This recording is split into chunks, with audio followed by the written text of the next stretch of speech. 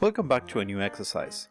We're back this time to the train encounter that we found a few exercises before, but this time one of the trains is speeding up. We're going to find that the way of solving the problem is very similar to what we did before, but this time the equations will get a little bit more complicated because when there's acceleration, the time dependence is quadratic. Therefore, we're going to need to solve a quadratic equation. I hope that this serves as a refresh from your high school algebra, and I wanted to make sure that you have seen these cases that look a little bit more complicated. So let's get started. A train leaves city A for city B, 400 kilometers away, at 40 meters per second, whereas the second train starts from rest with an acceleration of 0.16 meters per second square in the opposite direction. Find when and how far from city A the two trains will pass each other if they depart at the same time. As usual, we have a look at the quantities that are given to us in the exercise. We know the distance between the two cities, which is 400 kilometers. We have the velocity of the train that moves with a uniform motion, and we also have the acceleration of the second train. We also have the fact that the train starts from rest, which by now we know this means that the initial velocity was 0. We're also told that it travels in the opposite direction, therefore they will meet at some point between the two cities.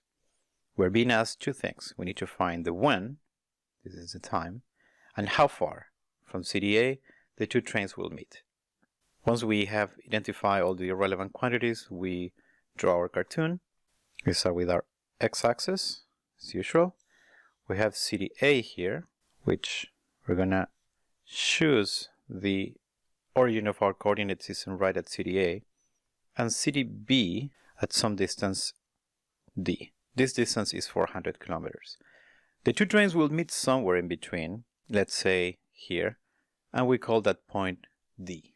One train is moving with constant velocity in that direction. We can call this V1, whereas the other train is moving in the opposite direction with some acceleration that we can call simply A2. The two trains will meet at this point D that we can call the meeting point. So just as before, we write the equations for the first train and then the equation for the second train. The first train moves with a constant velocity, so we can write its position as x1 to be x10, so the initial coordinate, plus velocity 1 times t1. The initial position is 0 because train number 1 starts from city A, so this term here is 0. So we get that x1 reduces to v1 times c1. Our second train is accelerating, starting from city B. We write the coordinate of train number 2 as x number 2, 0, meaning the initial coordinate, the initial position of train number 2, the initial velocity of train number 2 times t2, plus 1/2 of acceleration times time square. And we add the subscript 2 everywhere here. Train number 2 starts from city B, therefore the initial coordinate of train number 2 is D. The initial velocity is 0 because this train starts from rest, plus 1/2 of A2 T2 square. So we can simply reduce this to D plus 1/2 A2 T2 square. Now we focus on what happens at the meeting point. We want our two trains to have the same coordinates. So we want train number 1 to be equal to the coordinate of train number 2, and we call this quantity just D. Since the two trains started at the same time, they will be moving for the same amount of time. So we set the second part of this condition to be T1 to be equal to T2, which we simply call T, just to avoid this excess of subscripts all over the place. We can in fact do the same with the acceleration. We can simply say that A2 is simply A. It's the only train that is accelerating, so there is no need to add this subscript. So this part here, what we just wrote, is a condition that states that the two trains will be at the same time in the same place. This is by definition the meeting point. So we can set this condition in our two equations. So from the first equation we get x1, which is now d, is the same as v1 times t1, which is now just t. For the second equation, we have d to be big D plus 1/2 of the acceleration times t2, which is just now t square. So these two equations found here are the ones that describe the two trains meeting in this meeting point. Since the left-hand side are the same of these two equations, then the right-hand sides must be the same. That means that v1t must be equal to d plus 1/2 a t square. And I will pass this term with the t to the right, so we get 0 equal to, and I will just rearrange terms. I will write the one with the square first, t square minus v1t plus d. And here we have a quadratic equation for t. Remember that t is the unknown. We know the value of the acceleration, we know the value of the velocity of the first train, and we know big T, which is the distance between the two cities. On the left hand side we have 0, we have 0.5 times. Here I have to be very careful again. The acceleration of our second train is, as shown in the diagram, is from right to left. That means this is a negative acceleration. This is minus 0.16 meters per second square times t square minus v1, which is positive, is pointing to the right, 40 meters per second times t plus d. And here we notice that d is given in kilometers. When it comes to units, we must use meters, because in all the other terms, the unit of length uses meters. So the 400 kilometers is the same as 4 times 10 to the 5 meters. We can expand this to minus 0.08 times t. Notice that I'm not writing the units anymore, because I know that if I write meters per second square, then the answer will be in seconds for t. The same for the other two terms. Minus 40t plus 4 times 10 to the 5. Once again, I'm not writing the units because I know that by using always meters for length and always seconds for time, the answer that I get here for t, which is time, will be in seconds. Okay, so here I have my quadratic equation. I can rewrite this. If I multiply everything by minus 1, is exactly the same. I just multiply everything by minus 1. And here we have a quadratic equation, so we have to use the formula for the quadratic equation. Alright, so let's write the solution.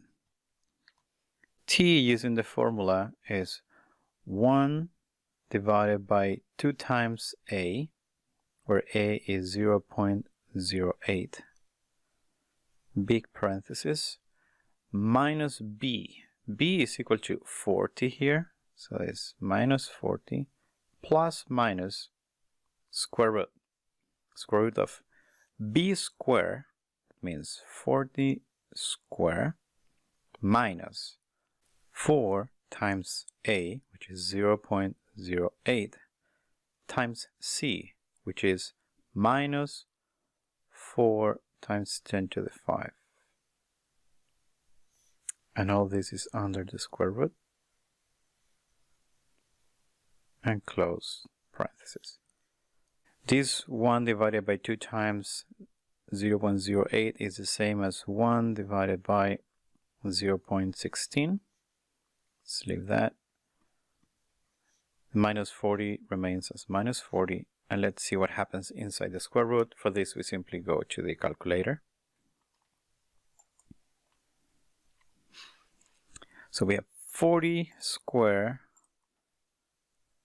minus, notice there is a minus minus, so this is plus 4 times 0.08 times 4 times 10 to the 5th power. Now we take the square root, ans. Remember, the ans refers to the last value that we got in the calculator. And it's 360 plus minus 360. Okay, so we can deal with these numbers a little bit better. So here comes a very important issue. Since we have a quadratic equation, we have two solutions, which are identified by this plus minus. If we use the minus, we would get a negative value, which is what we could call a non-physical solution. Because time here is positive, time is measured since the two trains started. The exercise started at t equals 0. So any negative value is not meaningful for us. So we take the positive solution, which is going to be minus 40 plus 360. In that case, we get 320 divided by 0.16. 320 divided by 0.16 is 2000. So the answer is t equal 2000 seconds. Just in case you're interested, this is something like 33 minutes. And this is the time measured from the moment when the two trains left their respective cities. This is the time that it takes for the encounter to happen. The second question was find how far from city A. And for that, we go back to our two equations up here. We can either use the first or the second one. Let's go for the first one. I will just write it again. D is V1 times T. We know V1 is 40 meters per second, and we know the time. We just got it. 2000 seconds. 40 times 2000 is 80,000. 80,000 meters. This is the same as 80 kilometers. So this is the distance from city A where the two trains will meet. You can see that the logic to solve this exercise is very, very similar to what we did before, but the equation is a little bit more complicated because there is a quadratic equation to be solved. I decided to do it step by step, so I make sure that you have seen how exactly these kind of problems are solved.